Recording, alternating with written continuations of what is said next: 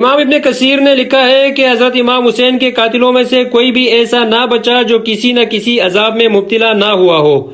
بعض اندھے ہو گئے، بعض خوفناک بیماریوں میں مبتلا ہو گئے، بعض پاگل اور دیوانے ہو گئے، جبکہ کچھ کو اذیتیں دے دے کر قتل کر دیا گیا۔ جب عبد الملک بن مروان کے زمانے میں مختار بن ابی عبید ثقفی نے کوفہ پر قبضہ کر لیا تو اس نے اپنا مشن ہی یہ بنا لیا تھا کہ وہ کربلا میں ستم ڈھانے والوں کی ٹو میں لگا رہتا تھا اور انہیں چن چن کر اپنی خونی تلوار کا نشانہ بناتا تھا۔ اس کے سامنے جب ایسے لوگوں کو لایا جاتا تو وہ ان میں سے کسی کے ہاتھ کٹوا دیتا، کسی کو تیروں سے مروا دیتا اور کسی کو زندہ جلا دیتا تھا۔ دوستو، آگے بڑھنے سے پہلے ہمارے چینل کی فیکٹس 66 کو لائک کریں، سبسکرائب کریں اور بیل آئیکن کو پریس کریں تاکہ ہماری آئندہ آنے والی دلچسپ اور معلوماتی ویڈیوز اب تک پہنچ سکیں۔ حضرت امام حسین نے اپنے قاتلوں کو بددعا دی تھی کہ ان میں سے کوئی بھی سزا سے بچ نہ سکے۔ چنانچہ حضرت امام حسین کے قاتلوں کا انجام بڑا ہی عبرتناک ہوا۔ حضرت حسین کے مقام اور مرتبے سے کون ہے جو ناواقف ہوگا؟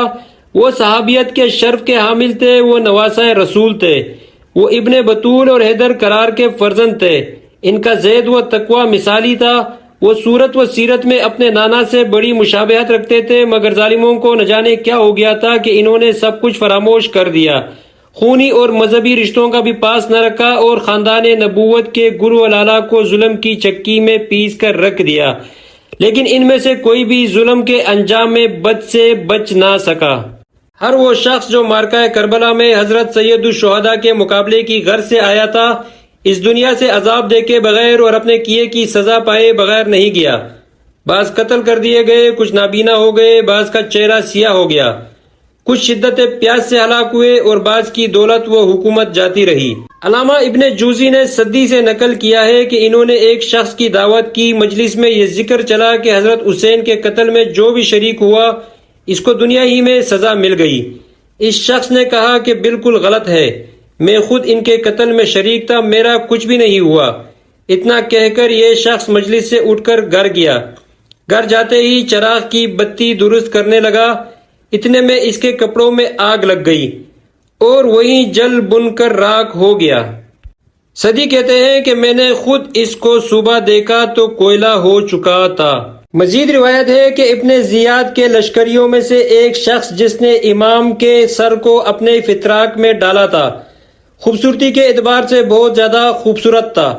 بعد میں جب اسے دیکھا گیا تو اس کا چہرہ سیاہ ہو چکا تھا۔ اس سے پوچھا گیا، تو تو بڑا خوبصورت تھا، کیا وجہ ہے کہ تیرے چہرے پر سیاہی اور کالک نے ڈیرا جما لیا ہے؟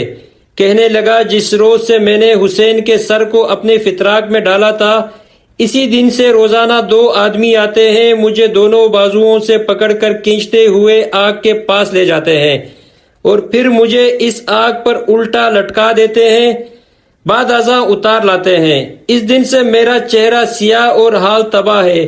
یہ شخص اسی عذاب میں مبتلا رہا یہاں تک کہ مر گیا۔ واقعی سے منقول ہے کہ مقتل حسین کے حاضرین میں سے ایک بوڑھا آدمی نابینا ہو گیا تھا۔ جب اس سے نابینا ہونے کا سبب پوچھا گیا تو کہنے لگا، میں نے خواب میں رسالت پناہ صلی اللہ علیہ وسلم کو دیکھا۔ انہوں نے بازوؤں تک آستین چڑھائے ہوئے تھے اور دست مبارک میں ننگی تلوار تھی۔ نبی کریم صلی اللہ علیہ وسلم کے روبرو زمین پر فرش بچھایا گیا تھا۔ یہ فرش 10 قاتلان حسین کو ذبح کر کے ان کے سروں پر بچھایا گیا تھا۔ جو ہی جناب کی نظر مجھ پر پڑی، آپ نے مجھے نفرین کی اور میری آنکھوں میں خون آلود سلائی پھیر دی، جس کے سبب میں اندھا ہو گیا۔ روایت ہے کہ وہ شخص جس نے حضرت علی اصغر پر تیر چلایا تھا، ایک ایسے مرض میں مبتلا ہو گیا جس سے اس کے سینے میں حرارت اور گرمی جبکہ پشت میں ٹھنڈک پیدا ہو گئی۔ ہر چند کے اس کے سامنے پنکھا جلتے اور اس کی پشت کی جانب آگ روشن کرتے تھے اور وہ واویلا کرتا تھا۔ نہ تو اس کی آتش سینہ سرد ہوتی اور نہ ہی پشت کی ٹھنڈک کو افاقہ ہوتا تھا۔ پیاس کی شدت اس قدر بڑھ گئی تھی کہ مٹکوں کے مٹکے پانی پی لیتا تھا اور پھر بھی العطش العطش کی صدائیں بلند کرتا، یہاں تک کہ اس کا پیٹ پانی پی پی کر پھول گیا اور بالآخر پٹ گیا۔ اسی عقوبت کی وجہ سے وہ مر گیا۔ یہ تھی ان لوگوں کے حالات کی مختصر سی جھلک جو معرکہ کربلا میں حاضر تھے۔ اس کے بعد ہم ان خاص لوگوں کا ذکر کریں گے جو معرکہ کربلا میں حاضر تھے، جن میں ابن زیاد، ابن سعد، شمر وغیرہ شامل ہیں۔ جب مختار ثقفی نے کوفہ پر اپنے تسلط کو مضبوط کر لیا تو اس نے فرمان جاری کیا کہ وہ تمام لوگ جو ابن سعد کے لشکر میں شامل تھے اور حسین کے قتل میں شریک تھے ان کو ایک ایک کر کے میرے پاس لایا جائے۔ چنانچہ چند 100 لوگ لائے گئے جن میں تمام کی گردن مار کر انہیں سولی پر لٹکا دیا گیا۔ مختار نے اپنے خاص غلام کو حکم دیا کہ وہ ابن سعد کو حاضر کرے۔ حفص بن سعد حاضر ہوا۔ مختار نے پوچھا تمہارا باپ کہاں ہے؟ وہ بولا گھر میں ہے۔ مختار نے کہا اب وہ ریح کی حکومت اور اس کے اختیارات سے دستبردار کیوں ہو گیا اور کیوں گھر بیٹھا ہے؟ اس نے قتل حسین کے دن خانہ نشینی کیوں اختیار نہ کی؟ یہ کہہ کر حکم دیا کہ ابن سعد کا سر کاٹ کر لایا جائے اور اس کے بیٹے کو بھی قتل کر دیا جائے۔ اس کے بعد مختار نے ان ملعونوں کے سروں کو محمد بن حنیفیہ کے پاس بھیج دیا گیا اور حکم دیا کہ معرکہ کربلا میں ابن سعد کے ساتھ شریک ہونے والے باقی ماندہ لوگوں کو بھی ڈھونڈ ڈھونڈ کر قتل کر دیا جائے۔ جب لوگوں نے یہ دیکھا کہ مختار امام علی مقام کا قصاص لے رہا ہے تو انہوں نے بصرہ بھاگ جانے کا ارادہ کر لیا، لیکن مختار کے لشکریوں نے ان کا تعاقب کیا اور جو دستیاب ہوئے انہیں قتل کر کے لاشوں کو جلا دیا گیا اور ان کے گھروں کو مسمار کر دیا گیا۔ جب خولی بن یزید کو اسیر کر کے مختار ثقفی کے سامنے لایا گیا تو اس نے حکم جاری کیا پہلے اس کے دونوں ہاتھ اور پاؤں کاٹ دیے جائیں اور پھر اسے سولی پر چڑھا دیا جائے۔ اس کے بعد اسے آگ میں جلا دیا گیا۔ اس طرح دوسرے لشکریان ابن زیاد جو دستیاب ہوئے انہیں دردناک انداز میں قتل کر دیا گیا۔